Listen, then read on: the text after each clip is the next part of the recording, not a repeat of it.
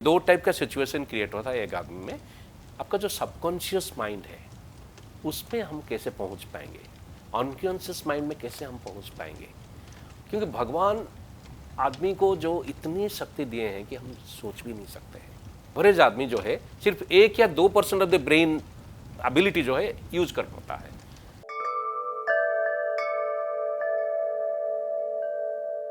देखिए, हीलिंग एक साइंस है जिसमें कि जो इनविजिबल एनर्जी है दुनिया में उसको हम डाउनलोड करके फिर देते हैं जहाँ कमी है।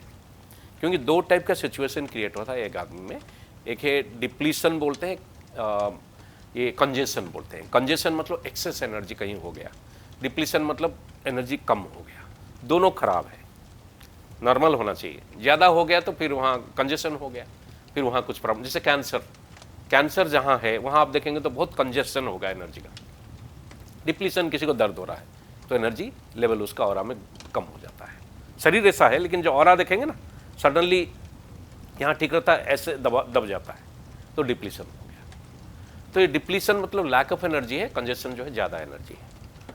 तो हीलिंग में हम लोग क्या करते हैं, वो एनर्जी को जहाँ डिप्लीशन है वहाँ थोड़ा सा वो साफ करके उसमें ताज़ा एनर्जी लगे वहाँ दे देते हैं, नॉर्मल कर देते हैं। कंजेशन जहाँ पूरा अच्छी तरह से क्लीन करते हैं नेगेटिव एनर्जी को, फिर वहाँ थोड़ा पॉजिटिव एनर्जी देके उसको बैलेंस कर देते हैं। तो ये हीलिंग हो गया। और हिप्नोसिस क्या है? हिप्नोसिस क्या है? आपका जो सबकॉन्शियस माइंड है उसमें हम कैसे पहुँच पाएंगे, अनकॉन्शियस माइंड में कैसे हम पहुँच पाएंगे, और उसको कैसे, उसके जो अदम्य शक्ति है उसमें, वो शक्ति का प्रयोग हम लोग कैसे कर सकते हैं। क्योंकि भगवान आदमी को जो इतनी शक्ति दिए हैं कि हम सोच भी नहीं सकते हैं। इनफैक्ट आपका ब्रेन भी जो है, बोला जाता है कि एवरेज आदमी जो है सिर्फ 1 या 2% ऑफ द ब्रेन एबिलिटी जो है यूज कर पाता है।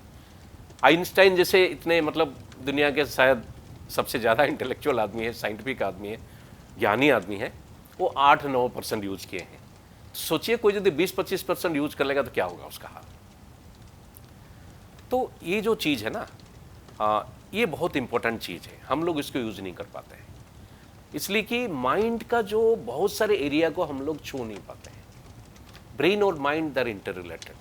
तो ब्रेन को हम लोग यदि ब्रेन सेल्स को एक्टिव किए तो धीरे धीरे माइंड का भी बहुत सारे एरिया को हम लोग पहुंच जाते हैं, या माइंड को जब पहुंच गए तो फिर ब्रेन को भी एक्टिव कर सकते हैं, वाइस वर्सा है।